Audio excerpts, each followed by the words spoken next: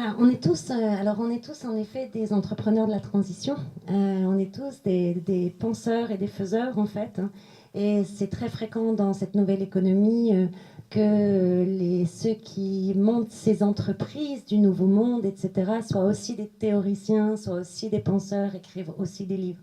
Et par exemple, moi j'ai pu écrire mon livre grâce au soutien de la Fondation Lunt, qui m'a permis en fait de mettre entre parenthèses mon business et pour pouvoir écrire, parce que c'est notre, je pense que c'est notre plus grande difficulté. On est souvent, la nouvelle économie est passée au-dessus des radars du monde académique, et du coup, en fait, tous ces chercheurs que nous sommes sont souvent des chercheurs autonomes. Et d'où on attend le futur livre de Pierre-Alexandre quand il aura le temps. Et je pense qu'on est peu des doux rêveurs, en fait, parce qu'on se coltine le quotidien de la transition et de trouver nos modèles économiques et de parler de tout ça, en fait, d'aller avec les acteurs, les petits, les gros, d'essayer de trouver les équilibres. Et ça, on se lève vraiment au quotidien. Parce que finalement, je me suis dit, mais d'abord, l'économie symbiotique, c'est en fait... Ça, en fait, elle n'invente rien de nouveau, dans le sens où elle ne part que de l'existant et elle observe ce qui est sorti depuis 50 ans. Et c'est une vraie découverte, c'est de se rendre compte que tous ces modèles qu'on appelle sous différents mots, comme les réseaux d'énergie renouvelable, l'open source, la permaculture, l'ingénierie écologique, l'économie collaborative, les monnaies complémentaires, l'économie circulaire, l'économie de fonctionnalité, est-ce que ça a un point commun? A priori, pas grand-chose, à part que ça fait partie de l'effervescence. Mais en fait, la découverte, ça a été vraiment une découverte, hein, ce travail. C'est qu'elle fonctionne de la même façon et que derrière la diversité des termes, on peut les décrire selon un fonctionnement commun. Elles produisent toutes des écosystèmes. Permaculture, agroécologie, elles produisent des écosystèmes vivants. Économie du pair à pair, économie collaborative, même économie numérique, elles produisent des écosystèmes sociaux. Économie circulaire, économie de fonctionnalité, elles produisent des écosystèmes technologiques, des écosystèmes industriels. Comment elles font pour produire ces écosystèmes? Toutes elles réunissent une diversité d'acteurs. C'est jamais de la monoculture d'industrie, c'est jamais de la monoculture de maïs, c'est jamais de la monoculture sociale. Il faut une diversité. Elles arrivent à les mettre en relation en fait en organisant des plateformes. Comme Facebook est une plateforme qui permet de parler directement en fait, sans intermédiaire, ben, c'est la même chose dans un écosystème industriel.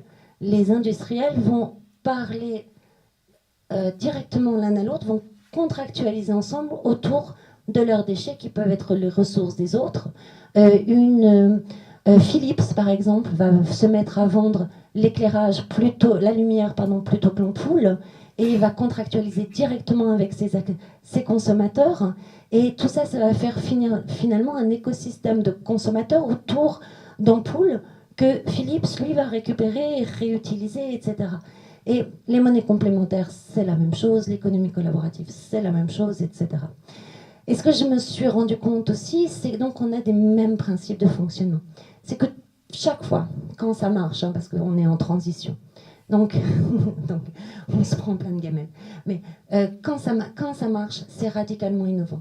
On a des facteurs 10 d'efficience à chaque fois.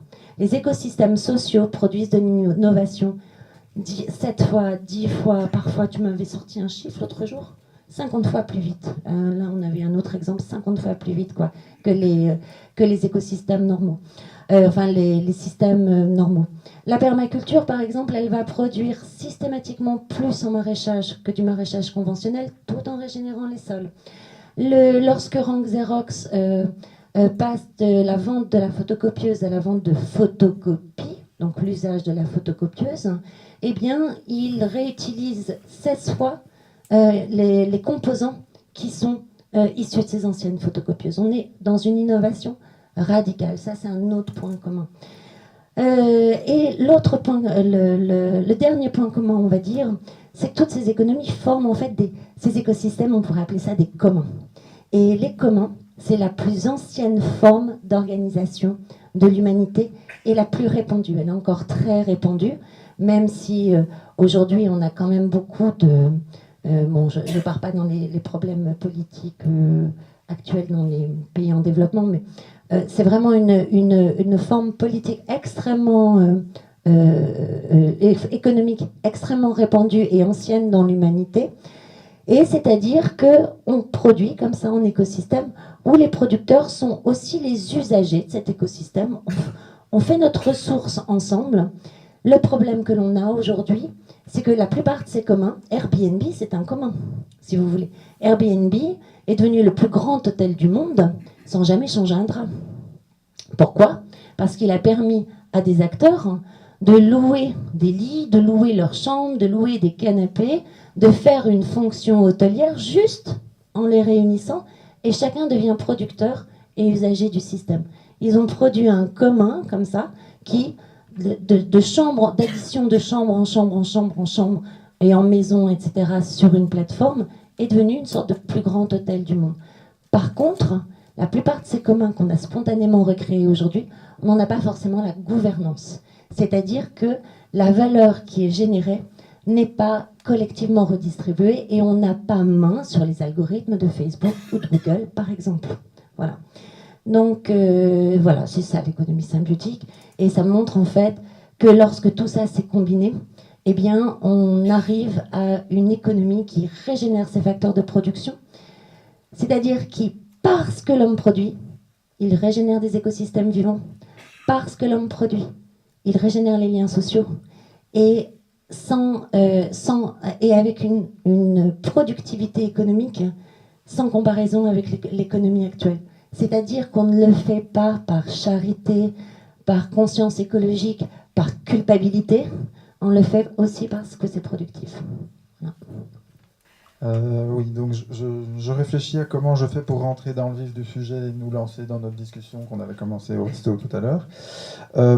Voilà, d'abord je voudrais dire, donc moi j'ai montré avec beaucoup de fierté tout à l'heure à Isabelle que j'ai dépioté son bouquin page par page, pratiquement sauf les 30 dernières parce que le temps m'était compté. Et que le premier mouvement, c'est que je trouve que c'est un bouquin qui est super intéressant, qui compile, qui non seulement compile des tas d'histoires, dont des tas d'histoires très récentes que moi je ne connaissais pas, qui met en avant, il y a un mot pour moi qui est crucial, c'est la question de la synergie, hein, dans tout ce que tu viens d'expliquer, dans les différents principes. On a tous entendu parler de tous les mots-clés qu'elle a donnés, mais là, je dirais l'apport d'Isabelle, c'est de comprendre qu'en les reliant tous, on va avoir des effets de levier qui vont nous faire aller dans ces fameux sauts d'efficience dont tu parlais tout à l'heure. Et en particulier, je dirais, venant moi du biomimétisme et donc de cette idée qu'Hélène a brossée rapidement tout à l'heure, que le vivant a déjà tout expérimenté, les autres espèces, et que c'est vraiment là qu'on doit aller chercher nos modèles. Et le mot symbiotique en vient en direct. Et comme par hasard, Isabelle et moi, nous sommes tous les deux ingénieurs agronomes, donc on a cette culture commune. Et un des points positifs que je voulais particulièrement souligner, c'est un exemple qui illustre certaines choses que tu as dites. C'est l'exemple de l'utilisation, de passer des stations d'épuration que l'on connaît, des stations d'épuration classiques industrielles, aux stations qu'on commence à connaître aussi, surtout à petite échelle, mais qu'on pourrait faire à grande échelle, de phytoépuration. Et c'est pas juste passer de quelque chose de très technique et industriel à quelque chose de vivant, ça va plus loin que ça, c'est parce que une fois que nos effluents, par exemple, seraient épurés par les plantes, mais surtout nourriraient ces plantes, on aura à ce moment-là des véritables écosystèmes qui en surgissent, qui peuvent eux-mêmes servir de matière première au développement de toute une, on va dire, bioéconomie ou bioindustrie qui serait basée non plus sur des non renouvelables, mais sur le renouvelable produit par ces végétaux, et qui en plus aurait des rôles sociaux, parce que c'est agréable de se balader à côté d'une station d'épuration actuelle, je ne vous conseille pas, mais à côté d'une phytoépuration magnifique, et également les effets biodiversité. Et donc ça, c'est typiquement ce que tu décris avec beaucoup de, je dois dire, je me suis senti très persuadé, très touché, c'est tout le développement, tu dis, des externalités positives, quand on passe de quelque chose d'extractif qui ne produit que des externalités négatives, ou essentiellement des externalités négatives, et quand on chiffre sur le vivant, et bon, comme biomiméticien, ça ne peut que me parler, évidemment, on passe dans les externalités positives. Ça, c'est pour le bon côté des choses, tout ce que j'en vois de positif. Après, je vais suivre la courbe en U. La courbe en U étant que, de toute façon, en fait, je vais déjà sauter jusqu'au bout et puis je vais revenir. Je pense que de toute façon, tout ce qui est proposé dans ce bouquin va advenir et doit advenir. Donc je crois complètement à cette vision dans tous ces détails. Pour ceux qui n'ont pas lu le bouquin, eh ben, vous prendrez le temps à l'occasion de le faire. Mais tout ce qui a été décrit et le résultat final, on doit y aller et on va y aller.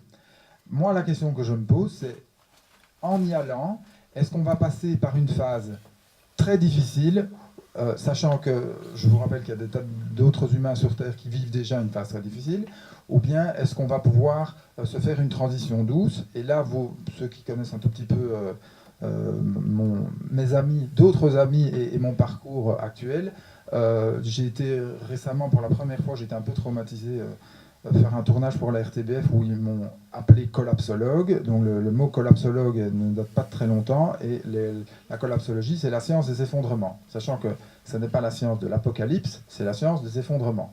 Les forêts, ça brûle et puis ça repousse.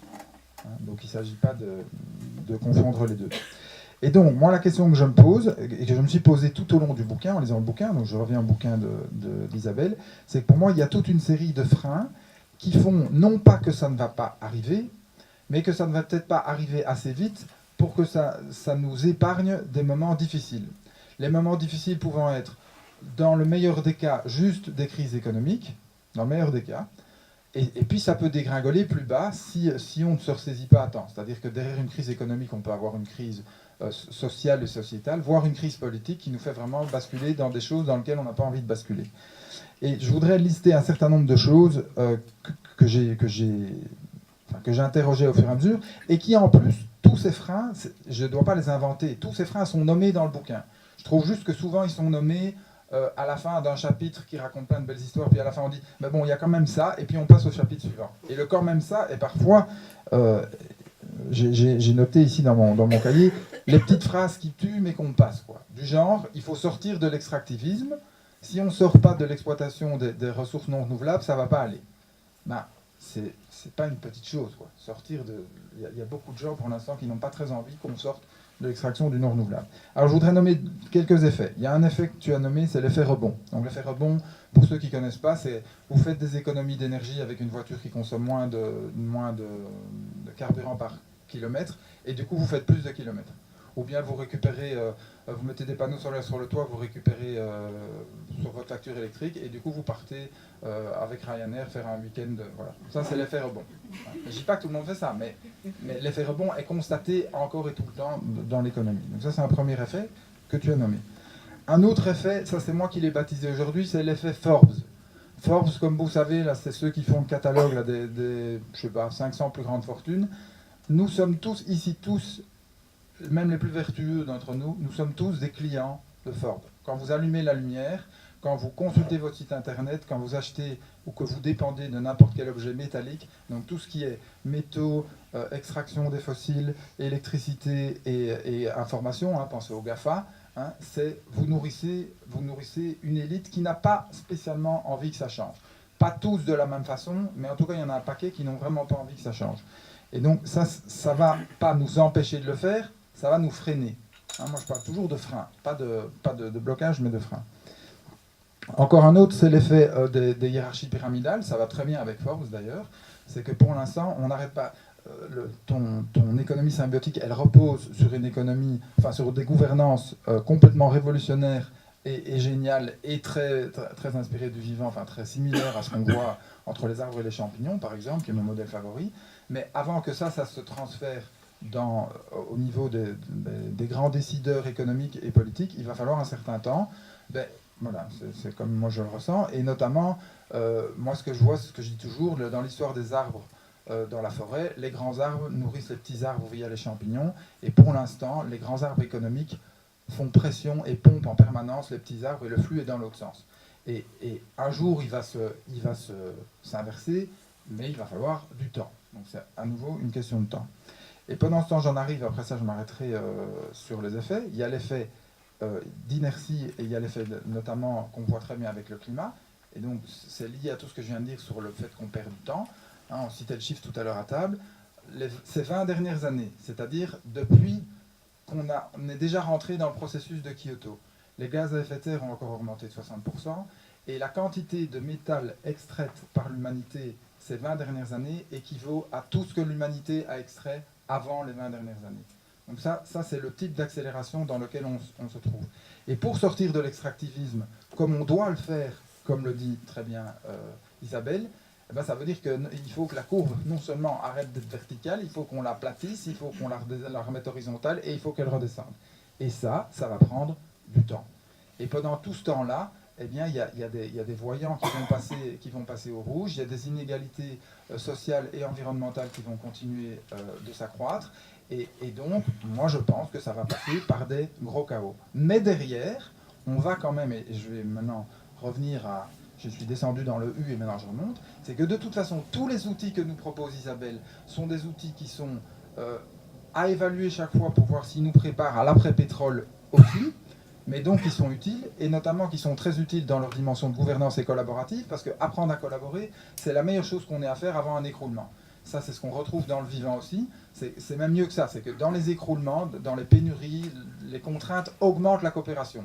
Ce qui est une très bonne nouvelle. C'est contre-intuitif dans notre culture actuelle de la compétition, mais en fait c'est comme ça que ça se passe, et chez les humains aussi. Hein. Rappelez-vous, à Malbec, il n'y a pas eu de mort avec des gens qui se marchaient dessus. Il y a eu plein de gens sauvés parce que les gens se sont sauvés entre inconnus, et on voit ça partout dans toutes les catastrophes humanitaires, les gens se sauvent entre inconnus. Donc ça c'est la bonne nouvelle, c'est que dans la pénurie on sera très bon.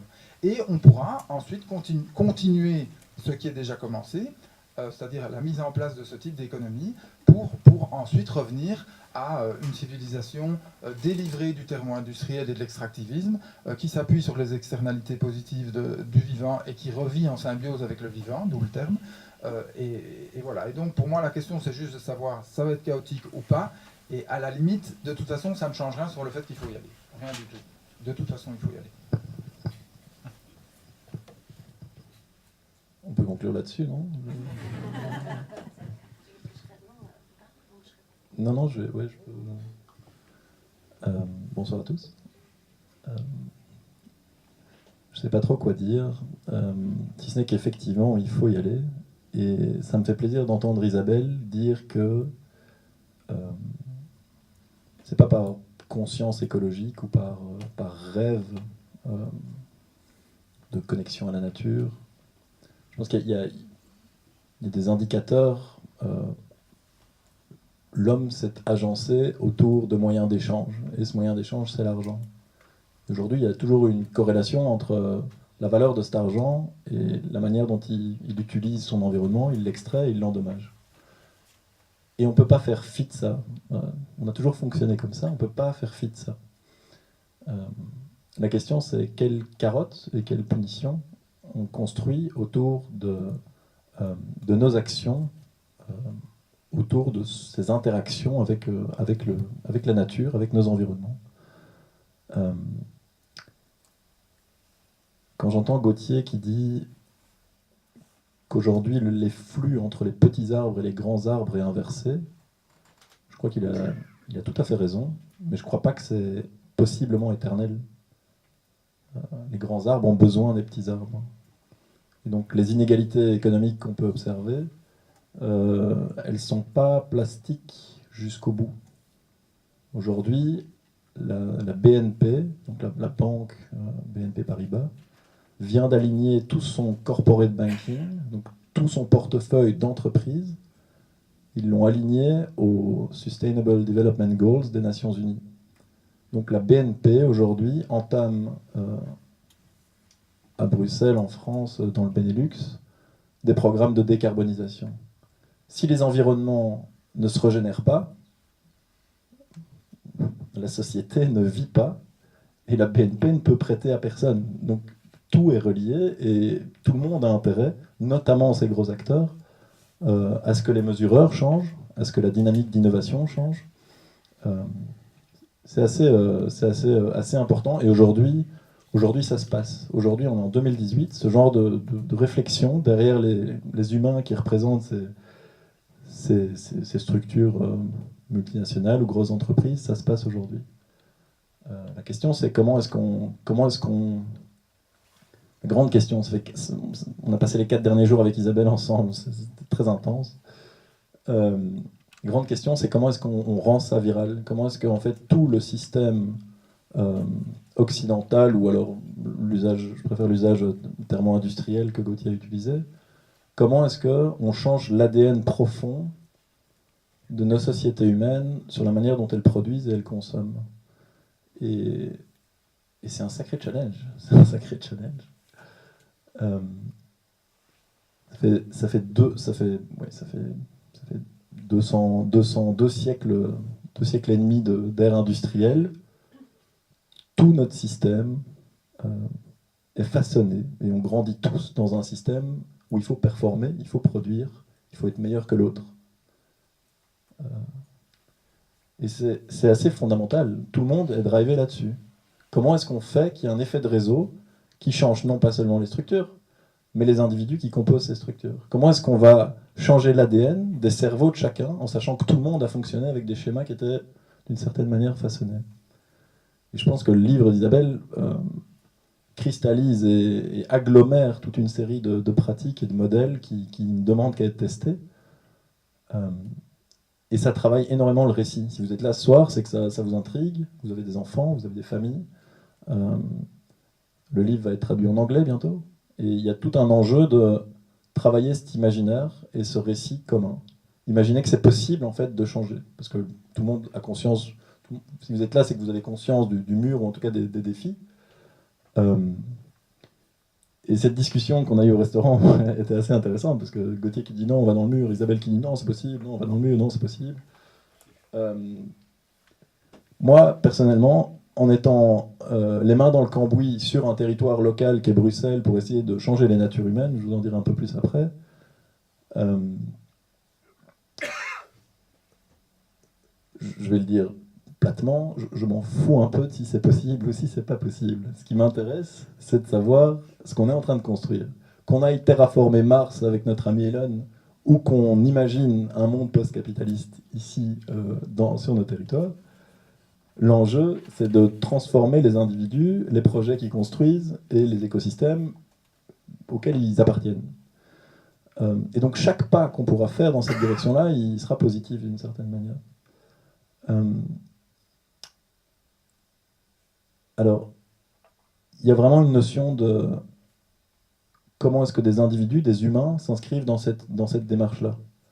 Comment est-ce que dans un environnement hautement conditionné, on parvient à réfléchir en termes de synergie, en termes de collaboration, en termes de régénération, plutôt qu'en termes d'extraction ou de compétition. Et aujourd'hui, avec le numérique, on parle de plateforme, on parle de blockchain, de nouvelles devises. Je pense que l'enjeu, il est profondément au fond de chacun des individus qui composent nos sociétés. Et il y a des méthodes pour pouvoir rassembler des individus et les laisser rêver ensemble, leur faire émerger une vision commune, une mission commune, et qui deviennent complémentaires autour de projets communs. C'est ce qu'on essaie de faire au niveau local avec le Civic Innovation Network. Et tout ça, ça va vraiment de pair. C'est-à-dire qu'il y a un imaginaire, il y a un récit qui est là dans ce bouquin, qui offre un demain possible. Il y a des méthodes de collaboration profondes qui sont en train de se mettre en place pour que des projets réfléchissent à leur impact, à ce qu'ils font. Il y a d'autres mesureurs qui vont donner des carottes aux projets qui pensent à leur potentiel de régénération. Et il y a des indices de mesures d'impact, de monitoring, qui vont permettre de voir comment est-ce que ces entreprises, ces projets finissent par avoir un impact positif. Je voulais rajouter une dernière chose, mais j'ai perdu mon fil. Je peux lire un extrait sur effectivement l'économie symbiotique.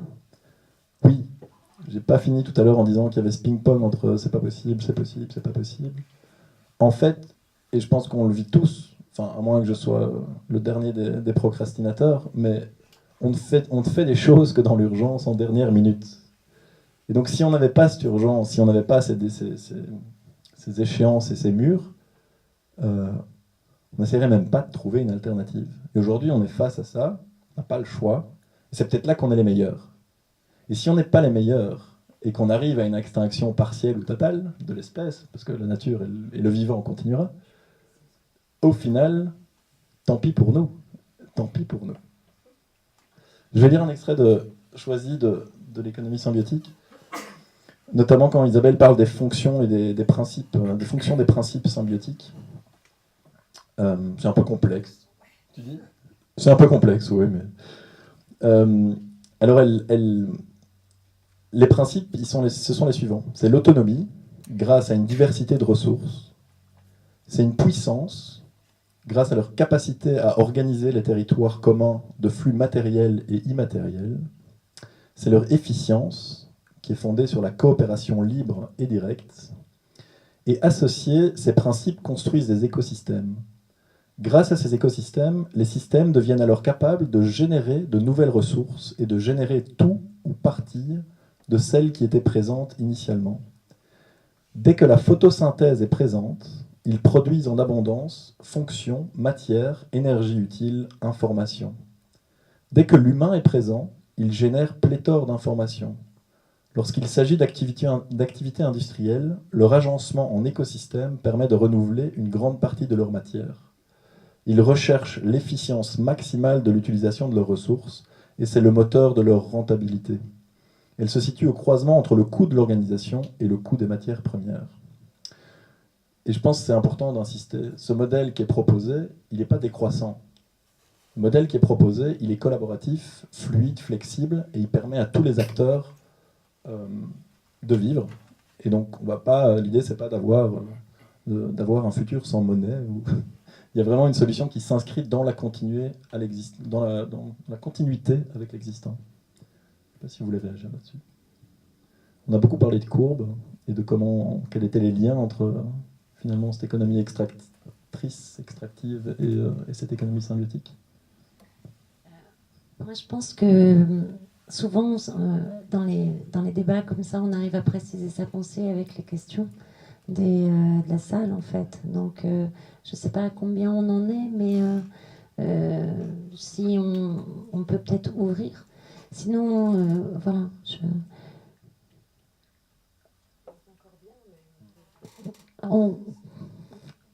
Comme vous voulez. Parce que, en tout cas, ce qui est sûr, c'est que moi, je me sens plus pessimiste que toi, Gauthier, sur en fait, l'effondrement possible. C'est-à-dire que, contrairement à toi, je pense qu'on a une fenêtre de tir extrêmement faible. Ah oui, non, d'abord, je réagis sur ce que tu as dit, là, sur des petites phrases comme il faut sortir de l'extractivisme. Tout le bouquin est sur ça. Donc, évidemment, il n'y a pas de phrase là-dessus. Vraiment, là... non, mais ce que je veux dire par là, c'est que, oui, en fait, moi, pendant 15 ans, j'ai vraiment travaillé sur l'état des lieux et communiqué sur l'état des lieux.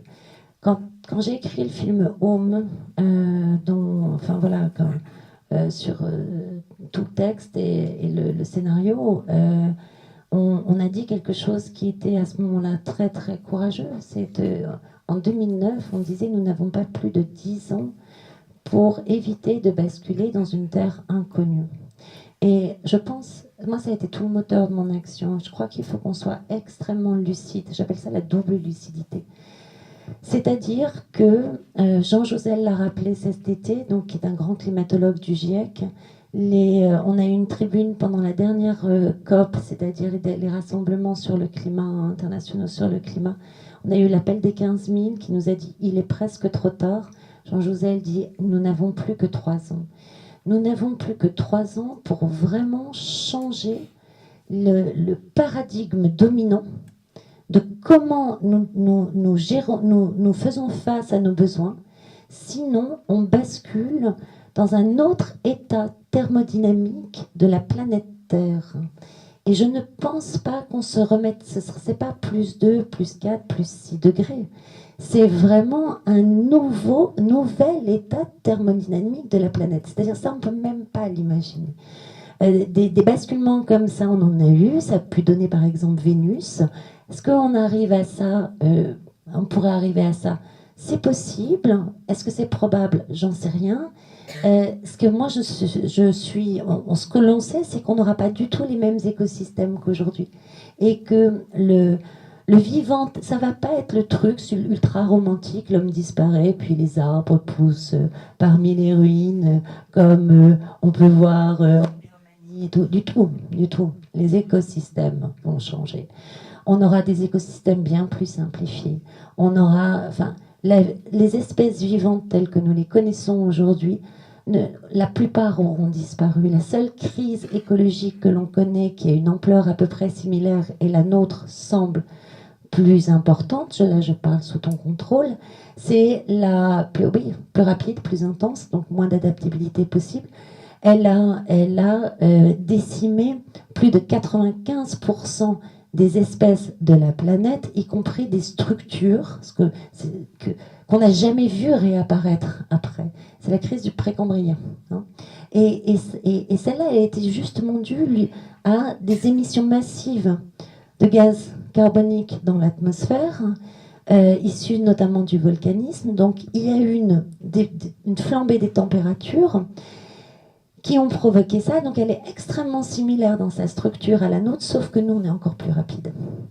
Donc moi, je ne crois pas, sincèrement, je ne crois pas qu'on se remettra de ça. Je pense que quand tu dis on arrivera à l'économie symbiotique, naturellement, non, moi je ne crois pas.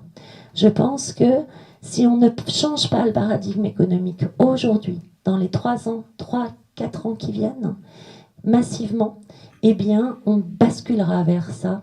Et là, on n'aura pas le temps que cette économie s'installe. Ce sera le chaos. Ce sera le chaos. Nos sociétés ne sont pas assez prêtes. Par contre, pourquoi je suis optimiste? Et résolument optimiste. C'est que tout ça, ça existe. C'est apparu dans le monde entier. Dans des pays pauvres comme riches. Dans des milieux urbains comme ruraux. Quand on regarde les études sociologiques des populations industrielles comme des populations des pays pauvres, eh bien, on s'aperçoit que le paradigme a massivement basculé. Simplement, on n'en est pas conscient collectivement. Mais individuellement, on est déjà au minimum 20-40% de la population. Ça, c'est dans les pays industrialisés, c'est là où il est le plus bas. Hein, donc, c'est là où on est le moins conscient. Eh bien, il a déjà massivement basculé. Mais on n'en a pas le miroir social. On n'a pas les grands médias, on n'a pas le politique national qui, lui, il n'a pas basculé du tout, en fait, en général, très peu. Et du coup, il ne le voit pas, il ne s'en fait pas miroir social, et du coup, on n'en est pas conscient. Et il est très important que ce sens individuel fasse sens collectif, parce que oui, on va connaître des problèmes. Oui, on risque d'avoir des tempêtes, des dérèglements climatiques en masse sur nos côtes, dans des inondations, etc., avec des budgets publics qui sont exsangues, surtout qu'il y a une crise financière qui risque probablement de se reproduire. Donc, on n'aura plus les tampons de l'argent public, beaucoup moins. Et par exemple, entre les pays pauvres et les pays industrialisés, il y a un facteur de 2000 de nombre de victimes des risques, des catastrophes climatiques. Parce que dans les pays pauvres, on n'a pas les tampons des services publics. Donc on a beaucoup plus de victimes. Pas forcément des morts, hein, mais des victimes. Et on va connaître ça de plus en plus, parce qu'on a de moins en moins le tampon des services publics. Donc si on n'a pas fait ce sens collectif pour collaborer et produire cette nouvelle économie, mais aussi pour résister on le voit bien, au désordre climatique de plus en plus important, eh bien, on aura des problèmes sociaux énormes. Moi, je viens de Calais, et franchement, que ma ville maintenant soit si connue pour d'autres raisons que j'aurais aimé, c'est très très dur. Et je crois que si on avait, si justement, alors que Calais a été, moi, mes grands-parents et mes parents ont été des réfugiés de la Seconde Guerre. Hein. À ce moment-là, on est en Bretagne, hein, mais le monde a changé. Mais c'était dur pour eux. Et eh bien, si on ne bâtit pas ce sens collectif, on vivra ce genre de choses vraiment partout. Et voilà.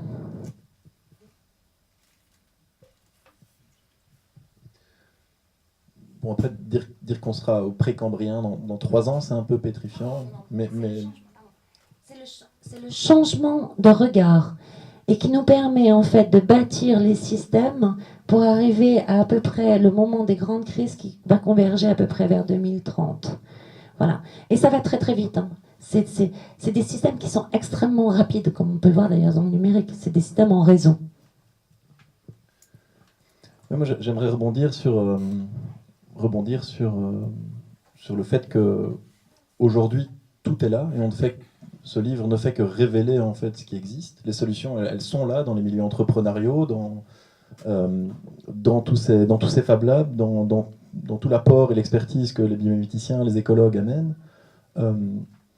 Comment est-ce qu'on peut faciliter le fait que ça s'implémente, le fait que sur les territoires, localement, des entrepreneurs, des porteurs d'initiatives, des grands groupes, des acteurs publics comprennent les enjeux et s'inscrivent dans cette dynamique-là. Moi, je suis effaré par une région bruxelloise qui systématise l'usage de Microsoft dans les écoles. C'est un non-sens politique. Si on...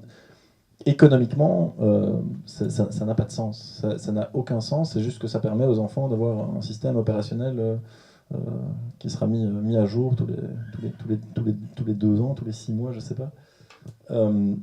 Il nous faut aujourd'hui, et je pense que c'est un besoin, et on en a un peu discuté, aujourd'hui il y a une vulnérabilité de notre part, qui avons les mains dans le cambouis ou qui réfléchissons et qui confrontons les données. Il y a une vulnérabilité. Il y a un besoin aujourd'hui d'une mobilisation de toute la société, des citoyens, de pouvoir s'inscrire dans ces initiatives, de les soutenir, et d'autre part, d'avoir le secteur philanthropique, les acteurs publics et institutionnels qui comprennent que d'autres modèles sont nécessaires. Quand on élabore des projets, on ne peut plus se permettre de ne prendre en compte que le retour financier.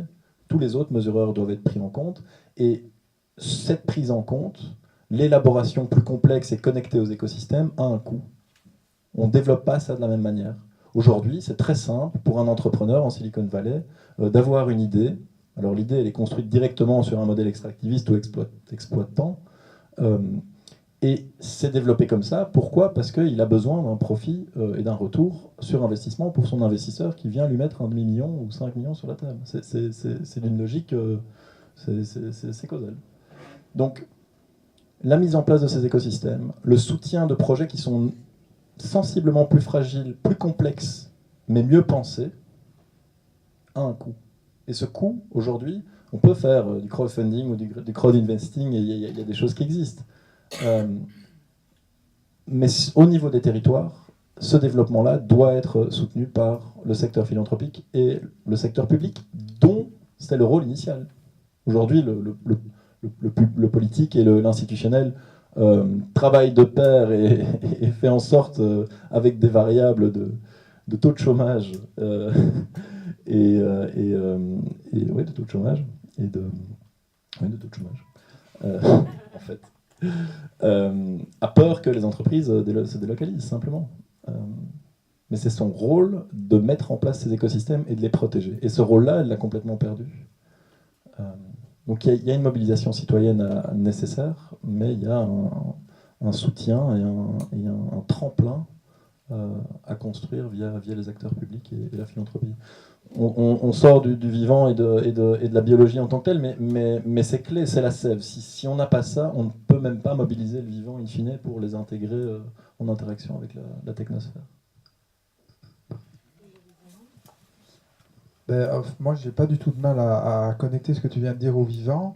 Je vais emprunter moi aussi à la question des mesureurs, qui est vraiment une question sur laquelle Guibert nous a lancé déjà depuis pas mal de temps. Moi, ce qui me frappe justement quand je regarde nos mesureurs économiques et les mesureurs du vivant, c'est que nos mesureurs économiques actuels, en gros, si vous faites quelque chose qui est destructeur et qui détruit la base de notre vie sur Terre, vous êtes récompensé par les mesureurs économiques. Si vous faites quelque chose qui soutient la vie, pour le dire de façon très très rapide, ça vous coûte plus cher. Là, vous êtes défavorisé. C'est une particularité, je ne vais même pas dire de notre espèce, c'est de notre civilisation, parce que notre espèce n'a pas toujours fonctionné comme ça. Mais dans le vivant, il est évident que l'évolution n'a pas retenu les espèces qui sapaient la base de leur propre existence. Celles-là, elles sont plus là pour le dire.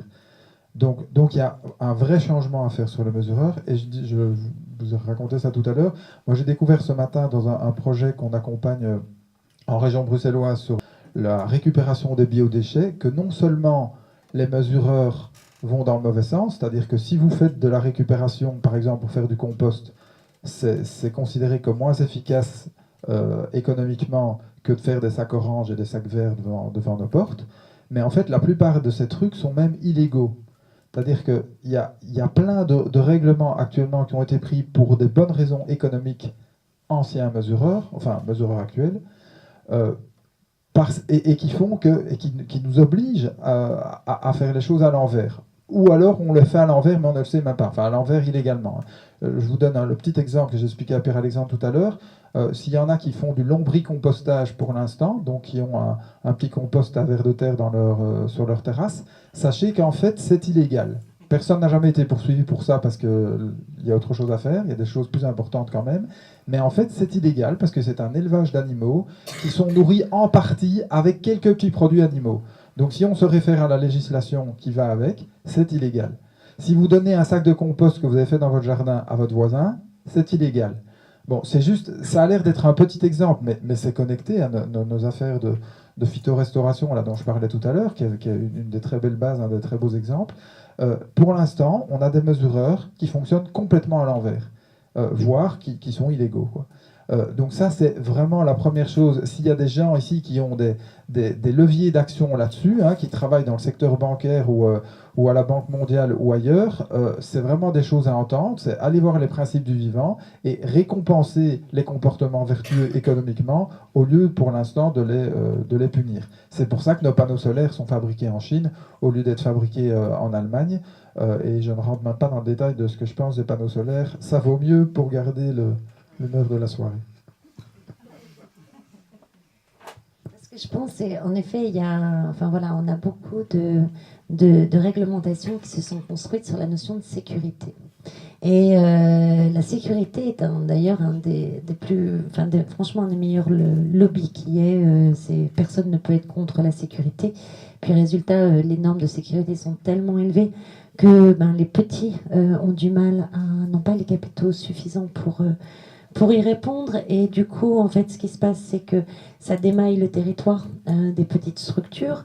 Et donc, il reste que les grandes structures, ou de plus en plus grandes, qui ont besoin d'agrandir leur zone d'achalandise pour supporter ces investissements extrêmement élevés. Et donc, on a tendance à centraliser et à éliminer la diversité. Puis, on devient un champ international. Puis là, ce qui est très drôle, parce que au tout début de ma carrière, j'étais chez les agriculteurs biologiques, qui sont quand même les rois de la traçabilité. C'est eux qui ont inventé les systèmes de traçabilité.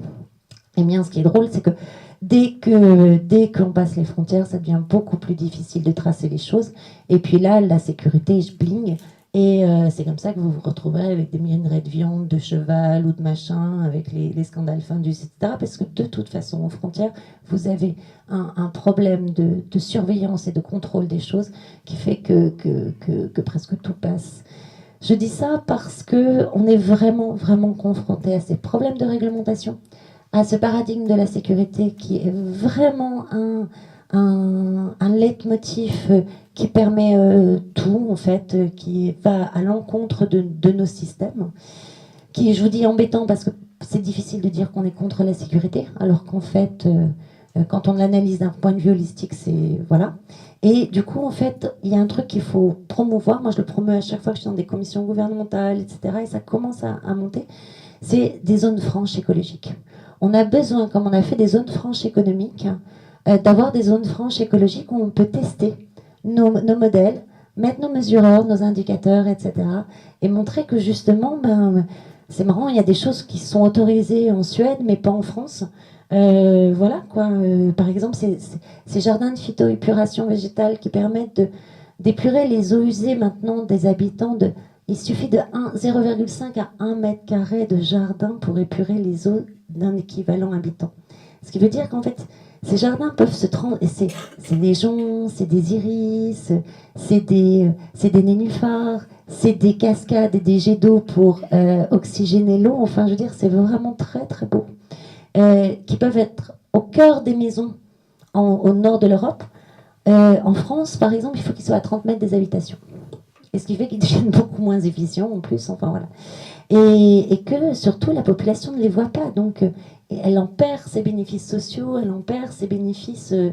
La contemplation, hein, c'est un bénéfice contemplatif, diminue la violence sociale, mais aussi la violence domestique, figurez-vous. Et c'est juste avoir vu sur.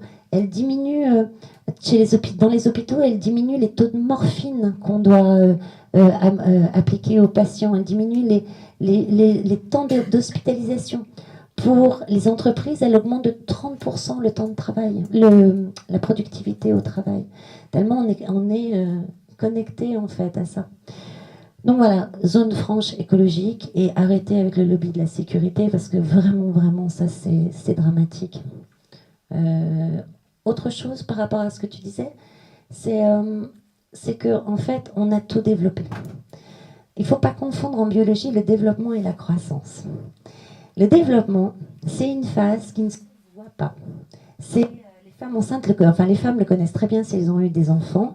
Les 3 premiers mois, rien ne se voit, personne ne vous laisse la place dans le métro, vous êtes crevés. En fait, le bébé fait tous ses organes. Et ça consomme une énergie de dingue. Mais il est tout petit.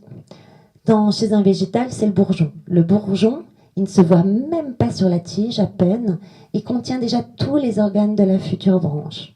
Puis arrive la croissance. La croissance, elle prend très peu d'énergie. Elle a besoin juste d'un déclic hormonal. Chez les arbres, c'est le printemps. Et là, afflux de sève. Et vous voyez la branche se déployer en une semaine. En une semaine, j'ai habité devant des marronniers. Vous voyez les énormes feuilles de marronnier, alors qu'une semaine avant, il n'y avait rien, quoi. Et ben, on est exactement dans cette phase. On a mis 50 ans à développer tous les organes. Ça a été long, ça a été dur, ça s'est pas vu. Et maintenant, tout ça, c'est prêt. Tout ça, c'est dans le bourgeon. Il faut un déclic hormonal. Pour moi, c'est le grand récit. C'est de montrer que c'est possible.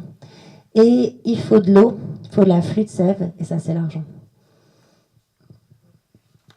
Une parfaite transition pour le petit passage que je vais lire. La transition est déjà faite. Partout dans le monde, des acteurs ont développé cette logique. Sur chaque territoire, ils sont présents, mais ils sont souvent précaires financièrement. De leur côté, les décideurs sont nombreux à désirer entrer dans les nouvelles logiques, mais ils manquent d'outils d'aide à la décision et de références pour convaincre leurs collègues, leurs conseils d'administration ou leurs conseils municipaux.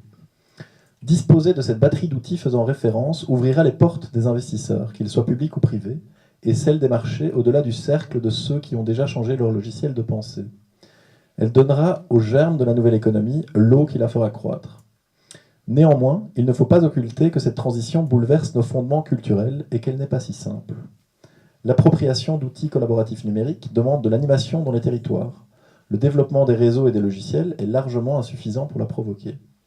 Les approches techniques comme la permaculture sont des révolutions de notre façon de concevoir le vivant, comme l'est plus largement l'ingénierie écologique. De façon générale, la pensée en système qui est au cœur de cette économie est complètement nouvelle, sinon opposée, dans la mécanique intellectuelle, à la pensée cartésienne qui fonde encore la plupart de nos enseignements universitaires. Plus finement, au cœur des entreprises et des organisations, cette transition demande un accompagnement humain profond et sur la durée. L'information se propage rapidement et une économie de l'information est une économie de l'accélération. Mais l'humain a son propre temps. Intégrer, digérer, s'approprier, changer ses comportements et ses réflexes, notamment en situation de crise, est lent. La transmission des savoir-faire de la part des acteurs qui ont expérimenté et des méthodes qu'ils ont développées est essentielle. Cette transition repose d'abord sur un changement de regard et de logique. Il s'agit d'accepter l'imperfection. Alors, je voudrais rebondir là-dessus et je propose qu'après on puisse donner la parole effectivement au public. Parce que dans ton bouquin, Gauthier, tu parles et tu décris ce paradoxe qui fait qu'en fait, en période d'abondance, la compétition émerge, alors qu'en période de rareté ou de disette, la coopération s'installe. Et pourquoi est-ce que j'aborde ça, en fait compétition, enfin abondance, compétition, rareté, disette. aujourd'hui, en fait, on est dans cette phase où, comme dit Isabelle, tout est prêt. L'abondance, en tout cas énergétique et matérielle, ressources premières, elle n'est plus trop là. Par contre, il y a une accumulation de savoir-faire, de savoir, de mise en écosystème potentiel qui est vraiment latente. Et elle interroge la question du pouvoir des individus. Comment est-ce que nous intégrons la société? Comment est-ce qu'aller voter tous les 4, 5, 6 ans est suffisant en termes de citoyens? Aujourd'hui, la manière dont les entreprises se développent, c'est Uber qui se développe en Californie et ils ouvrent des villes, une par une en Europe, faisant fi des régulations, des législations, des acteurs en place. Est-ce qu'il ne serait pas mieux d'imaginer un système où tous les bénéficiaires, les citoyens que nous sommes tous, fassent partie des projets qui sont mis en œuvre sur les territoires? Tu parlais d'Airbnb tout à l'heure. Moi, si je loue mon appartement sur Airbnb, j'aimerais au moins, à titre de un homme, une voix, pouvoir être inscrit dans un système de direction. Choisir, je sais pas moi, aujourd'hui, Uber décide du jour au lendemain de passer sa commission de 20 à 30%. On est revenu à une époque pré-germinale où il y avait des unions entre individus. Et c'est tout l'enjeu, c'est de pouvoir inscrire ce pouvoir, cette gouvernance et cette redistribution de valeur dans ces nouveaux modèles. En tant que citoyen, mais avec des acteurs publics, des acteurs privés, un peu des paracommunales transparentes, incluant des citoyens, sans faire de vilain jeu. Je propose qu'on passe la parole aux gens.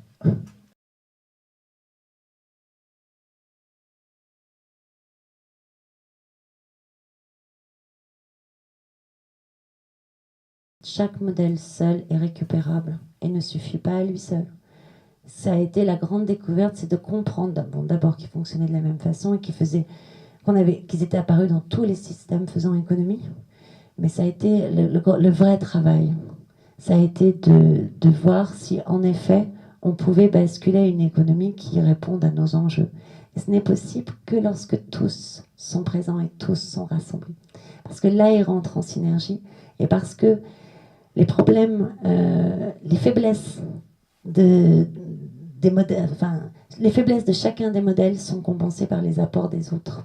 Un truc tout bête, c'est parce qu'on le connaît bien. L'économie coopérative, c'est le modèle le plus ancien. Il a complètement été en réémergence justement ces 50 à 30 dernières années, surtout ces 10 dernières années. Mais il a 150 ans en fait. Eh bien, il a été complètement repyramidalisé, quoi. C'est-à-dire que son intention initiale, un homme, une voix, etc., quel que soit l'apport du capital, a été complètement dévoyé. Le pair à pair, l'économie du pair à pair, l'économie collaborative amène ces techniques latérales, justement, et amène des possibilités à l'économie coopérative de retrouver une gouvernance latérale. Le pair à pair, l'open source, toutes ces économies collaboratives ont un problème de gouvernance. Les systèmes ne nous appartiennent pas. Ou ils n'appartiennent à personne, comme l'open source, ou ils appartiennent au tiers organisateur et après, ce mode de production est tellement puissant que c'est encore plus dangereux, ça devient un hyper-capitalisme prédateur. Et là, les systèmes coopératifs proposent la faiblesse de ce système, compense la faiblesse du système pair à pair. Et ça, c'est vrai pour tout, en fait. Et c'est pour ça, ce que j'essaye de montrer, c'est que quand on regarde en effet les apports des uns par rapport aux faiblesses des autres, vraiment, ils s'assemblent comme les rouages d'une horloge, et c'est là qu'ils rentrent en synergie.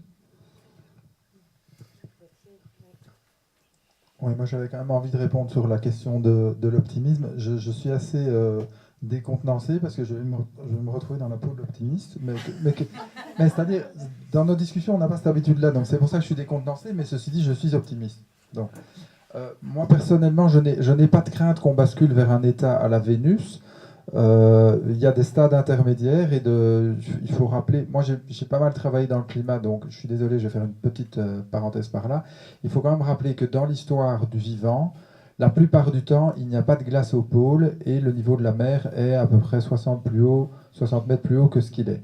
Donc la Terre, qui passe par des effets de seuil climatique, connaît Et le vivant connaît des périodes, on n'est pas obligé de monter de 15 degrés jusqu'à Vénus, et puis après, à ce moment-là, ce ne serait pas 15 degrés, ce serait des centaines de degrés. On peut s'arrêter à des plateaux intermédiaires. En même temps, comme Isabelle le dit, on ne sait pas ce qui va se passer, et moi non plus, mais je suis assez optimiste que grâce à l'effondrement de l'économie, à un moment donné, notre empreinte écologique va aussi diminuer. C'est pour ça que je suis désolé, mais moi je souhaite l'arrêt de la civilisation thermo-industrielle le plus vite possible. Pas tout ce qui va être compliqué en même temps, ça c'est pas ça qui m'intéresse, mais c'est qu'au moins on arrête ça, quoi.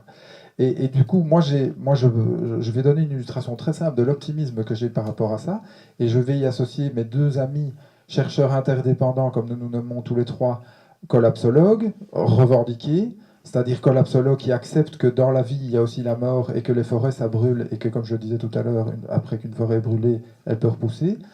C'est qu'on a tous les trois des enfants entre 3 et 9 mois en ce qui me concerne. Autant dire que ces réflexions-là, on y est déjà depuis un moment, et ça ne nous a pas empêché de faire des enfants.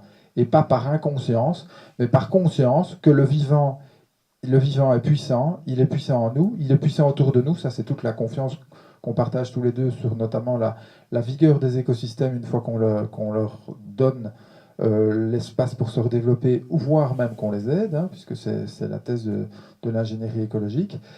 Et donc moi, je continue à penser que ça va être chaotique, mais que de toute façon, qu'est-ce que vous voulez qu'on fasse? Moi, c'est une réponse que je donnais souvent dans les conférences climatiques quand on parlait de va-t-on passer les 2 degrés ou pas les 2 degrés? Est-ce qu'on va faire un suicide collectif si on passe à 2,1? Non.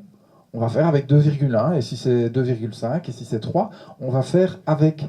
Alors par contre, on a intérêt à faire un maximum pour qu'on aille le moins haut possible, ça c'est clair, mais comme je dis, on ne va pas faire un suicide collectif si ça va plus haut que ce que Paris, que ce que la COP21 a prétendu viser.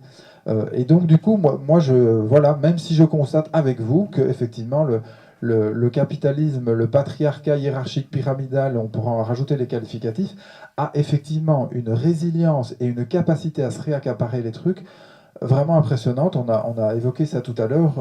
Un des derniers éléments que vous avez tous entendu, c'était dans les journaux, c'est la neutralité d'Internet qui est en train de sauter par les États-Unis. C'était vraiment un des espaces communs et un des espaces du développement, et ça l'est toujours, fort heureusement, développement de l'esprit collaboratif dont nous avons besoin pour rentrer dans les difficultés qui s'annoncent, qui commence à son tour à être menacé. Mais voilà, c'est là qu'à un moment donné, on va devoir commencer à rentrer dans la résistance civile, et à un moment donné à dire zut aux règlements qui nous sont proposés. Et la bonne nouvelle maintenant, c'est que tous ceux qui ont des lombricomposteurs savent qu'ils sont déjà en résistance civile. Voilà. La bonne nouvelle aussi, c'est que tu m'as rappelé que le pantalon était interdit pour les femmes en France jusqu'à il y a 4 ans. En fait, je crois que la réglementation a changé il y a 4 ans. Donc il y a comme ça des réglementations qu'on arrive à rendre obsolètes. Mais moi, ce qui me fait peur dans le souhait d'un effondrement trop rapide de notre civilisation, c'est que ça va être très violent. Et que pour mettre en place nos systèmes, il faut de la collaboration, il faut de...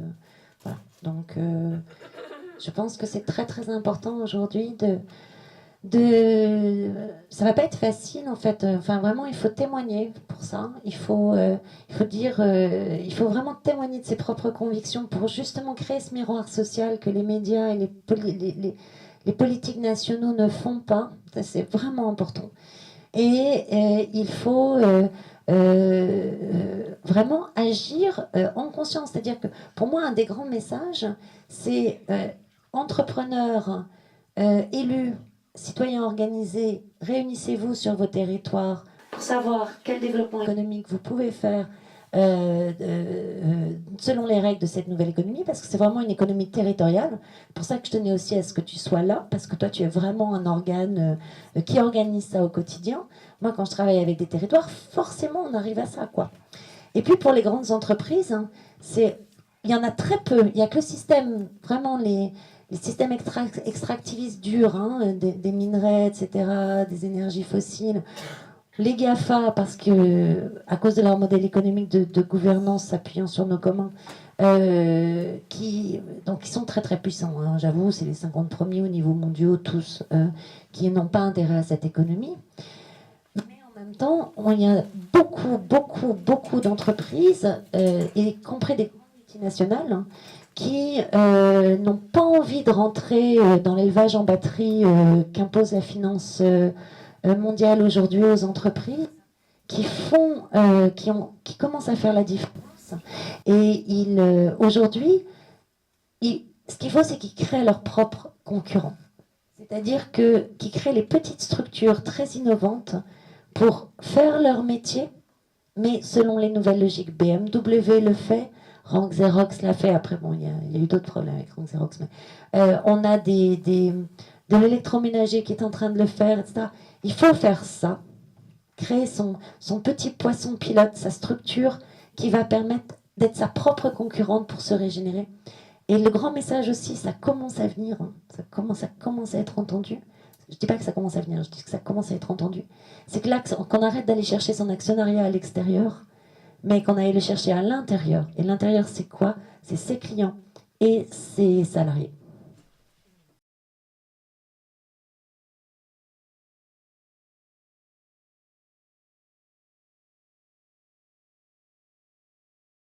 Je vais commencer. Moi, je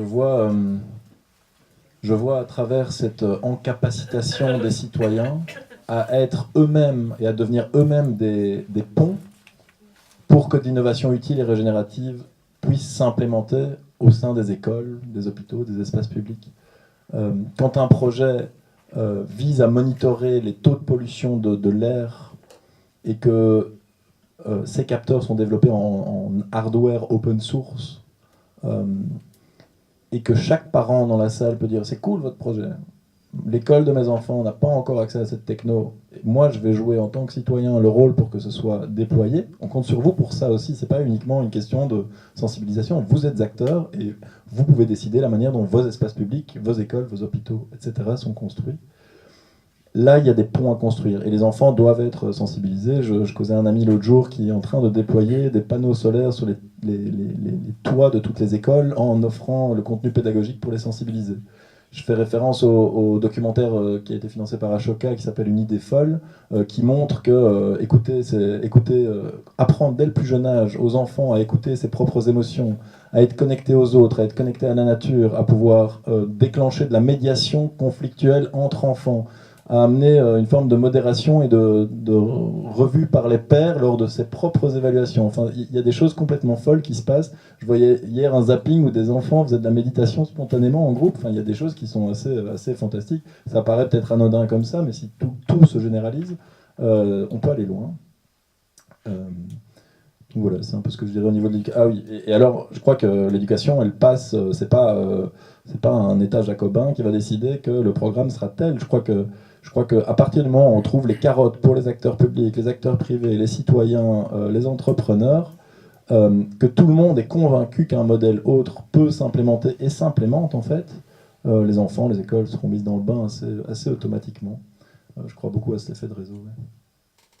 J'ai une fille même qui a 20 ans déjà, et je me souviens d'une conférence, justement, j'étais à mon 8e mois, c'était ma dernière avant d'accoucher, et en fait, il y a un truc, et je ne supportais pas, parce que c'était il y a 12 ans, et je ne supportais pas parce qu'à l'époque encore, on disait les générations futures, nos enfants, laisser un monde à nos enfants. Heureusement, on l'entend plus, ça, parce qu'on a compris que ça y est, on était dedans.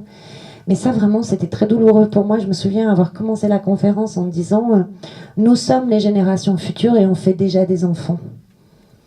Voilà. Et c'est vraiment important de comprendre ça, qu'il faut pas attendre, il faudra surtout pas attendre nos enfants. D'abord, c'est nous déculpabiliser, nous déresponsabiliser sur nos enfants que de dire il faut les former, c'est eux qui changent le monde. Non, c'est nous. Hein. On est ces générations futures déjà. Et il est peut-être déjà trop tard. On verra.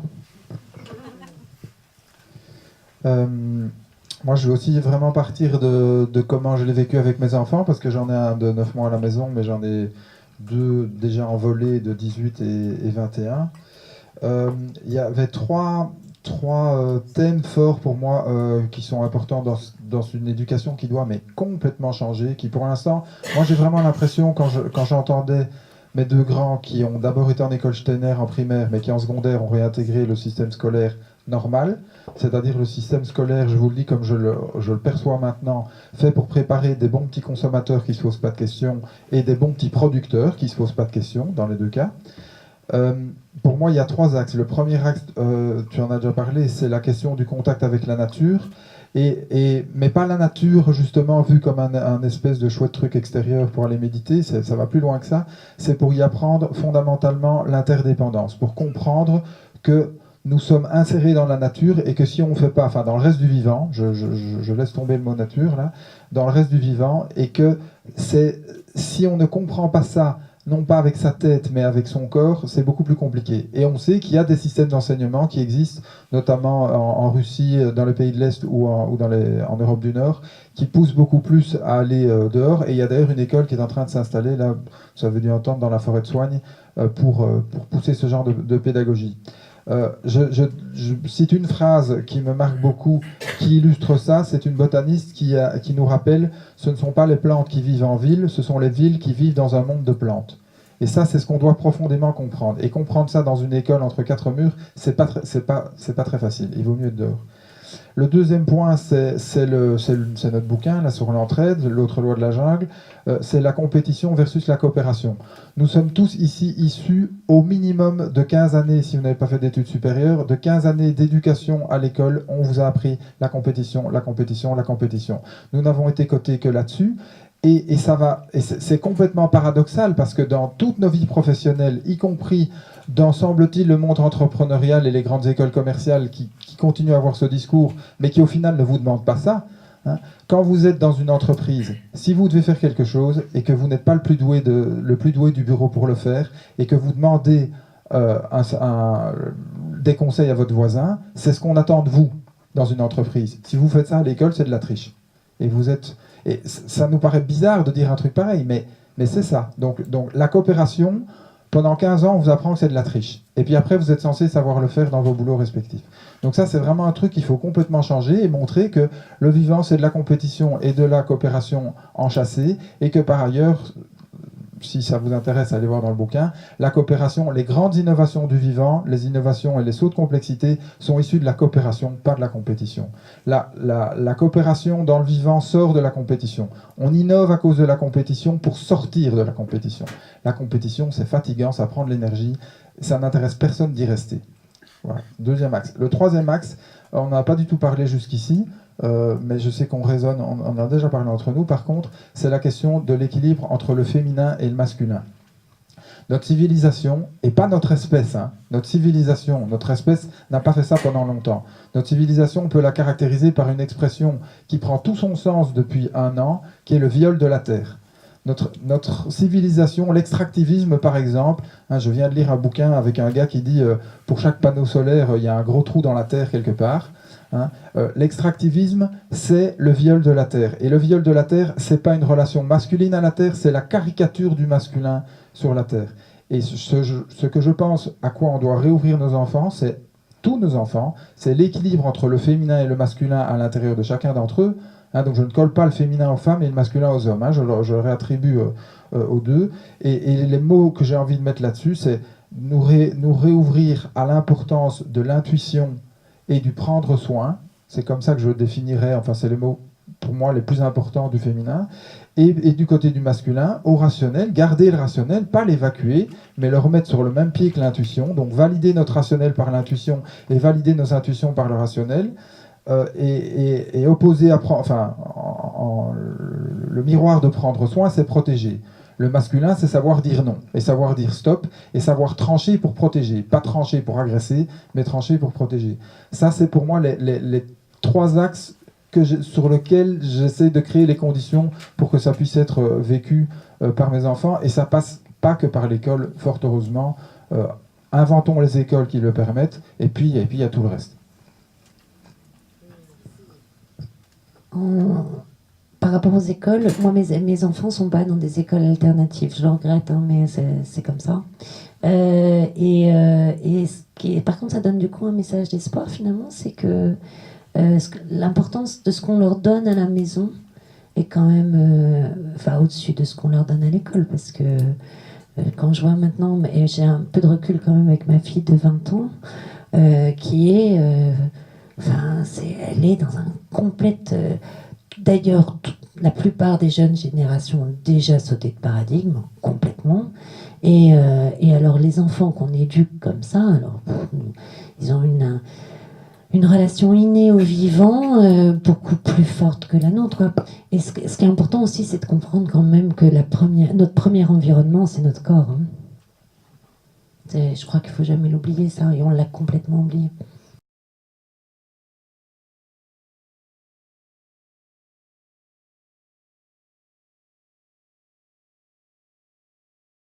Donc moi je suis agronome, je ne suis pas économiste, donc je parle aussi sous le contrôle de personnes plus qualifiées que moi, et il y en a dans la salle.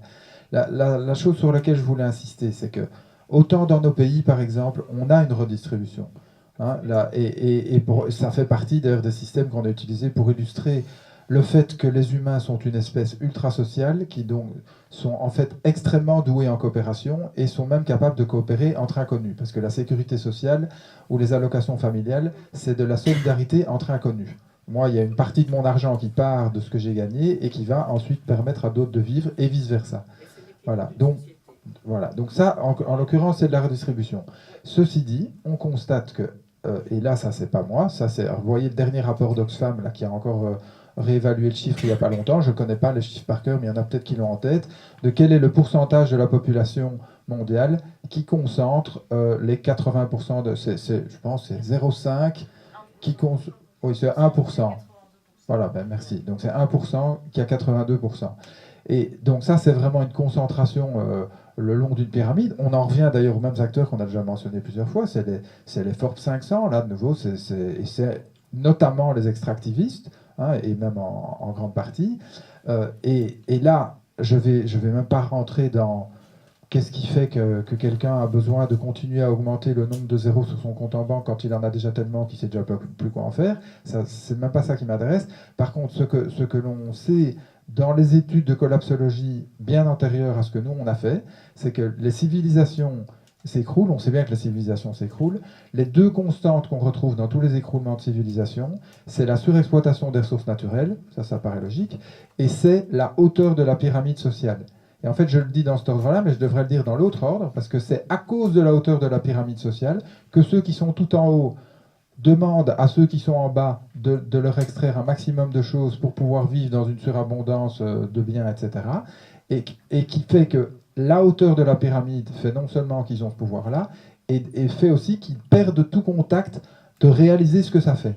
Ils vivent hors sol, c'est la fameuse expression de Pierre Rabhi qui dit « ils vivent hors sol », ça nous concerne nous quasiment, nous tous qui sommes dans les 5% qui prenons l'avion, hein, donc on est déjà assez bien hors sol par rapport à ceux qui ne le prennent pas, et donc ça veut dire que là pour l'instant, quand on entend les chiffres d'Oxfam et quand on voit l'état de la planète et de toutes les courbes d'extractivisme, on se dit qu'on est quand même dans des conditions qui ressemblent à ce qu'il faut pour qu'une civilisation, je dis bien, pas une espèce, pas une planète nécessairement, mais une civilisation passe par une transition rapide.